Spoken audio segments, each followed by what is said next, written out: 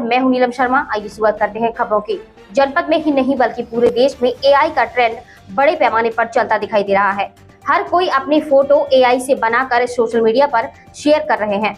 AI कुछ भी कर रहा है, फोटो से वीडियो बना दे रहा है, मृत आदमी को जीवित कर दे रहा है। एआई से किसी से लोगों के लिए फायदेमंद है और कितना घातक है।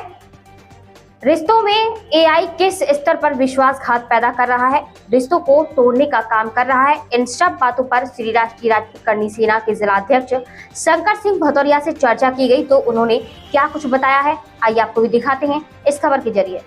जिलाध्यक्ष जी, इस समय एआई जो देश पर नहीं पूरे विश्व पर प्रभाव डालता चला जा रहा है, वो आपकी नजर में क्या है?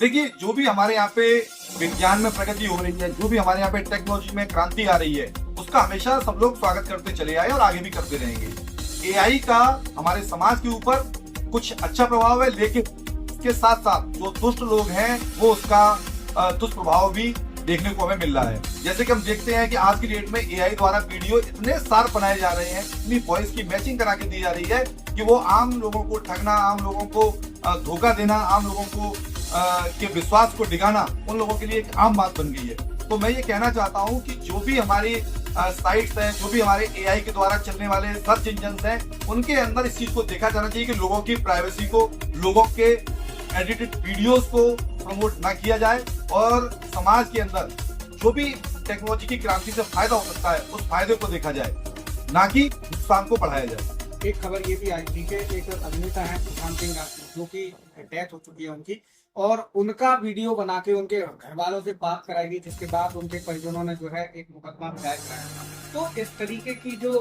खबरें आ रही, मतलब एआई क्या कर रहा है इस समय?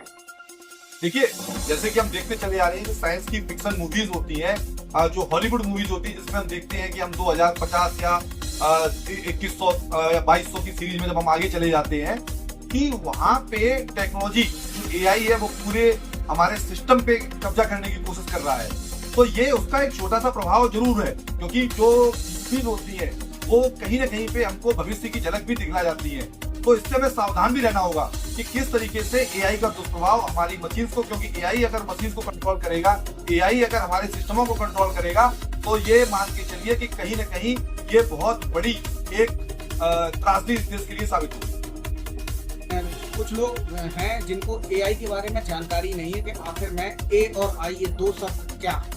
देखिए, basically AI stand for artificial intelligence, and हमारा जो सिस्टम होता है, जो हमारा कंप्यूटिंग सिस्टम है, ये एल्गोरिथम पे चलता है। तो धीमे धीमे जब हमने अपने कंप्यूटिंग सिस्टम में इस तरीके के हमने अपनी रिसर्च के द्वारा इतनी प्रगति कर ली कि अब ये अपने आप आर्टिफिशियल इंटेलिजेंस का मतलब है कि ये कृत्रिम बुद्धिमत्ता, हिंदी में इसको आप समझिए कृत्रिम बुद्धिमत्ता। अब जो चीज पहले हम इनपुट मानते थे उसके बाद निकलती थी, अब ये क्या कर दिया हमने, ये चीजें उन ऐप के द्वारा उनमें डाल दी कि वो अपने आप ही आपके मन माफिक रिजल्ट आपको देने की कोशिश करें। तो अभी ये मन माफिक रिजल्ट देने की जब कोशिश करते हैं तो ये अपने आप आपके वीडियोस को क्रिएट करेगा, अपने आप आपकी फोटोज को एडिट करेगा, अपने आप आपकी जो भी आप सिस्टम में जो भी चीज जानना चाह रहे हैं उसके बारे में आपको स्वतः अपने आप, ना कि किसी के इनपुट के द्वारा, आपको वहां पे कोई ना कोई डाटा देता है। वो डाटा आपके फेवर का हो सकता है, वो डाटा आपके मिसफेवर का हो सकता है। तो ये जो एआई के द्वारा कई बार हमने ये देखा है कि लोगों को ठगा जा रहा है, लोगों को बेवकूफ बनाया जा रहा है। इस पर हमको देखना होगा, हमारे जो रिसर्चर हैं, हमारे जो वैज्ञानिक हैं, कि इस चीज को कैसे कंट्रोल में लाया जाए। अभी एक आया था डिजिटल अरेस्ट वाला, जिसमें फोन करके डिजिटल अरेस्ट किया जाता था, लेकिन एआई ने तो डिजिटल अरेस्ट को बहुत पीछे छोड़ दिया, अपने आप ही सारा सब कुछ हो रहा है। देखिए, मैं पहले ही कह रहा हूँ कि ये जो कृत्रिम बुद्धिमत्ता है, अब ये धीमे धीमे इतना आगे बढ़ती चली जा रही है कि जो ये साइबर ठगी के नए जो चीजें हैं उनको ले आई। जैसे एआई के द्वारा आपकी जो वॉइस सैंपलिंग है वो 100% मैच कराई जा सकती है। आपकी जो फेस वैल्यू है, आपके जो एक्ट्स हैं, उनको हूबहू कॉपी किया जा सकता है। तो अगर कोई वीडियो, सपोज करो मेरा ही कोई ऐसा वीडियो बना के और मेरे ही घर पे व्हाट्सएप पे या किसी भी माध्यम से घर पे भेजा जाता है और उस पर यह कहा जाता है कि ये आपके यहाँ पे मतलब पुरानी घटना घट गई है, तो अगर हमारा आपसी विश्वास बहुत मजबूत नहीं है तो ये हमारे घरों को तोड़ने का काम करेगी, हमारे लोगों को ब्लैकमेलिंग करने का काम करेगी, हमारे लोगों को ठगने का काम करेगी। तो ये बात तो बिल्कुल सही बात है कि इस चीज का हमको देखना पड़ेगा, क्योंकि Newton third law is very simple, to every action there is an equal opposite reaction.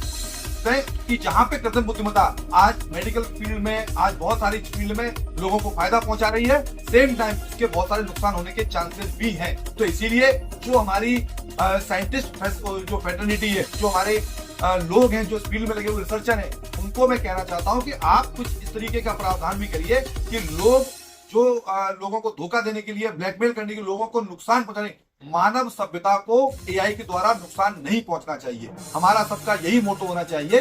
तो इस मोटो को करने के लिए हमारे जो रिसर्चर हैं, हमारे जो वैज्ञानिक हैं, मैं उनसे ये प्रार्थना कर सकता हूं और मैं ये होप कर सकता हूं कि वो लोग सर्टेनली इस दिशा में कार्य कर रहे हो। क्या संदेश देना चाहेंगे मैनपुरी के लोगों को कि इस तरीके के बहकावे में ना आए और या इस तरीके के एआई के दौर में ना आए? देखिए, मैं मैनपुरी के सभी लोग मेरे भाई हैं, मेरी बहनें हैं, मैं सभी लोगों से ये कहना चाहता हूँ कि आज की दुनिया जो टिकी हुई है विश्वास पे टिकी हुई है। आप मुझे अच्छी तरीके से जानते हैं, आप अपने अपने जो लोग हैं उनको अच्छी तरीके से जानते हैं। कोई भी आपके पास ऑडियो या वीडियो आता है, परेशान होने की जरूरत बिल्कुल नहीं है।